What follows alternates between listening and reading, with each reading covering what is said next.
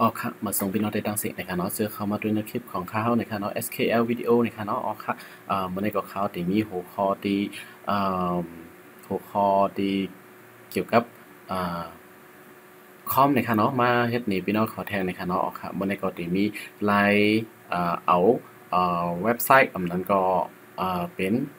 Facebook YouTube ว่านะครับเนาะเป็นเอากว่าอยู่ที่ desktop หน้าคอมนี่ค่ะเนาะอ๋อครับบ่เป็นโปรแกรมบางตัวแต่ก็เพราะว่าเขาลงโปรแกรมเขายาวกว่าเย้านั่นนี่ค่ะเนาะมันสิมีช็อตคัตมันสิมีโปรแกรมมันมามีอยู่ที่หน้า desktop นี่ค่ะเนาะจังได๋นี่ค่ะเนาะมันจังเขาลงโปรแกรมอันนั้นอันใดนี่ค่ะเนาะ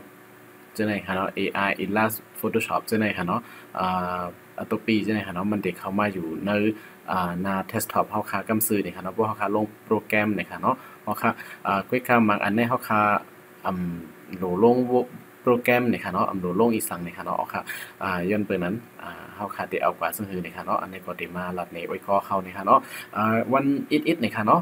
อย่าลืมติดตาม Subscribe กันนิดนึงนี่ค่ะเนาะตั้งแต่ในกว่านี่ค่ะเนาะเขาที่เอาคลิปเกี่ยวกับคอมนี่ค่ะเนาะเกี่ยวกับโพงนี่ค่ะเนาะลิกไทยว่านี่ค่ะเนาะบ่มีข่าวยามก็ได้เอาขึ้นมันพี่น้องเขานี่ค่ะเนาะค่ะอันนี้ก็เหมือนซึ่งหนังว่าเฮาค่ะด้วย คารายูทูบนะครับเนาะกำพ้องในด้วยยูทูบกูวันอยู่แล้วนะครับเนาะด้วยเจิงด้วยอ่าหนังด้วยเจิงอังกฤษว่าเจิงแขมว่าเจิงไทยว่านะครับเนาะเฮาคาด้วยนี่ค่ะเนาะอ๋อค่ะอันดังสุดในยูทูบนี่ค่ะเนาะกำพ้องในก็ใครให้ยูทูบมาอยู่ดีหน้าคอมเฮาคานี่ค่ะเนาะหน้าเดสก์ท็อปเหมือนเจิงหนังGoogle Chrome ว่าสังว่าเจิงได้นี่ค่ะเนาะเหมือนเจิงตัวไหนนี่ค่ะเนาะ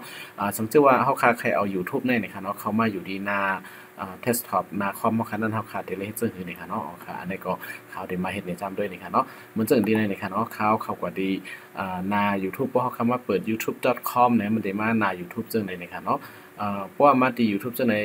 เฮาค่าใครมันกว่าเป็นช็อตคัตอยู่ไว้ดีหน้าคอมเฮาคันนั้นเฮาค่าได้เลยเข้ากว่าดีสามจริงดังเด้อได้นี่ค่ะเนาะเด็กดีในนี่ค่ะเนาะแล้วก็เข้ามาที่more setting นี่ค่ะเนาะมันสิมีmore tool นี่ค่ะเนาะ more tool นี่ค่ะเนาะอ๋อค่ะพอมาที่ในเฮาค่าก็เต็กที่create shortcut นี่ค่ะเนาะ create shortcut นี่ค่ะเนาะเฮาก็เข้ากับดีเทลในค่ะเนาะเฮ็ดจอมหนังที่ไหนนี่ค่ะเนาะอันนี้ก็เฮาก็เต็กเข้าว่าที่ไหนนี่ค่ะเนาะแล้วก็จื้อที่ไหนในเฮาเคยแต้มจึงคือว่าคือก็ไล่นี่ค่ะเนาะอันนี้ก็แต้มว่าคือก็ไล่นี่ค่ะเนาะคือก็อันนี้ก็สิเป็นยูทูบในไลฟ์เขาก็ได้อ่าอืมกว่าเกลิดสังเหี่ยวนะครับต่างจื้อสังนะครับเนาะสมมุติว่าพี่น้องเขาใครต่างจื้อที่ไหนนี่ก็ว่าเป็นวิดีโออันแล้วจึงหือในมันจะเฮาตึกด้วยคลิปอันไหนอยู่นี่ค่ะเนาะ เฮาคาโกมันหายโกหามง่านี่ค่ะเนาะเฮาคาก็take shortcut สิเอาเข้าไว้ดีหน้า desktop แล้วก็ใส่ชื่อคลิปวิดีโออันนั้นก็เจิงนี่ค่ะเนาะเจิงอังกฤษเจิงไทยเจิงนั้นก็ใส่ไว้ไล่นี่ค่ะเนาะมันก็สิเป็น shortcut สิกว่าอยู่ดีหน้า desktop นี่ค่ะเนาะออค่ะมาที่ไหนเฮาคาก็ take ที่ create นี่ค่ะเนาะ take ที่ไหนปึ๊บ แล้วก็พี่น้องเขากดด้วยที่หน้า desktop เลยค่ะเนาะอันนี้ค่ะเนาะYouTube อันนี้ก็เข้ามาอยู่ที่ในกำซื้อนี่ค่ะเนาะอ๋อค่ะแอป YouTube นี่ค่ะเนาะใครเอามาไว้ดีเลยก็ไล่นี่ค่ะเนาะอ๋อค่ะเอามาไว้โอ้หายกับอังเรานี่ค่ะเนาะเอากับเป็ดย่าในกล่องดังแล้วนี่ค่ะเนาะอ๋อค่ะเสิร์ฟพิตีนี่ค่ะเนาะจะเข้ากันได้เลยนี่ค่ะเนาะเพราะเขาก็ปล่อยย่าเสิร์ฟตีอ่า โปรแกรมบางอันเนี่ยมันก็ได้แล่นเข้ากว่าแบตในนี่ค่ะเนาะอ๋อค่ะอันนี้ค่ะเนาะขึ้นเอาออกก็ขึ้นก็ไล่นี่ค่ะเนาะมันได้เข้ามาอยู่ในโฟลเดอร์อันนี้นี่ค่ะเนาะอ่าเข้าออกกว่าขึ้นก็ไล่นี่ค่ะเนาะอ่ากัดนี่ค่ะเนาะกัดเอากว่าขึ้นนี่ค่ะเนาะจะว่า send to นี่ครับเอาออกกว่าจากเอาออกบนที่ไหนนี่ค่ะเนาะแล้วก็ขึ้นมา paste ที่ไหนก็ไล่นี่ค่ะเนาะอันนี้ค่ะเนาะ YouTube อันนี้ค่ะเนาะยันไปเขาก็วางในโฟลเดอร์อันนั้นนี่ค่ะเนาะมันแล่นเข้ากว่านี่ค่ะเนาะ อ๋อค่ะเอา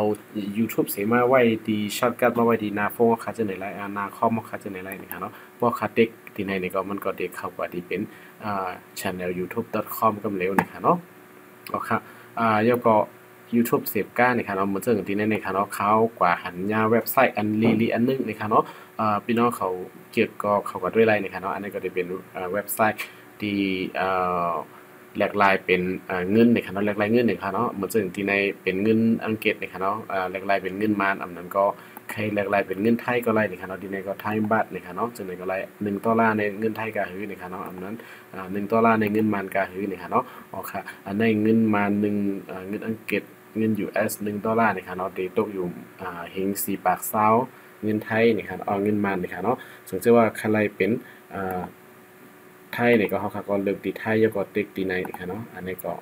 เป็นและสร้างตั้งต่อเซรัตนี้ไว้นะครับเนาะโอเคอันนี้ครับเนาะเพราะว่าเงินต่อละ1 USD ติดตกอยู่เงินไทย 32.7061นี่ครับเนาะโอเคอันนี้ก็เป็นเว็บไซต์ตีลีนี่แหละสังเกตว่าเขาข่าวก่อนย่าในอินเทอร์เน็ตเป็นเว็บไซต์ตีลีเยานี่ครับเนาะกูมันหายกลุ่มต้อนะครับเนาะอันนั้นก็ใครติ๊กช็อตการ์ดไว้นี่ก็ติ๊กตีเจ๋งดังเนื้อนี่ครับเนาะแล้วก็มาดี more to นี่ครับเนาะที่ในเหมือนเก่านะครับเนาะแล้วก็มาดี create shortcut นะครับเนาะติ๊กที่ในนะครับเนาะเหมือนซึ่งที่ในนี่ก็เขาคาใครตั้งว่าเว็บไซต์แลกเงินในอันนั้นก็ตีแลกเงินอันนั้นก็แต่มา MON and DY Money ในหลายๆก็ไล่นะครับเนาะอันนี้ก็สังเกตว่าเขาคาตีเขาก็ไว้ดีนะ desktop นี่ก็ง่ายๆนะครับเนาะก็อันนี้ก็ตีใส่ชื่อว่า Money นี่ค่ะเนาะแล้วก็ create นี่ค่ะเนาะอันนี้ก็ shortcut ก็ตีมีอยู่ที่หน้าฟงหน้าคอมว่าคันนั้นกำเดียวนี่ค่ะเนาะอันนี้ค่ะมาอยู่ที่ในนี่ค่ะเนาะ Money นี่ค่ะเนาะเอาค่ะexchange นี่ค่ะเนาะคือตั้งชื่อก็ไล่นี่ค่ะเนาะอันนี้ก็ไล่เอาคลิปเอาเว็บไซต์ที่สั่ง CM1 นี่ค่ะเนาะ shortcut นี่ค่ะเนาะมาอยู่ที่หน้า desktop นี่ค่ะเนาะเอากำเจ็ดใจว่านี่ค่ะเนาะเอาค่ะมื้อนี้ก็มีก็ได้นี่ค่ะเนาะคลิปตอนแต่คลิปอันไหนนี่ค่ะเนาะก็ได้อัดคลิปต่างอันเสขึ้นมาติ๊กๆอยู่นะคะเนาะมาส่งกุ๊กกุ๊กนะคะเนาะอ๋อค่ะยินจมขอบใจที่เข้ามาโดยตัวสุดนะคะเนาะมาส่งค่ะ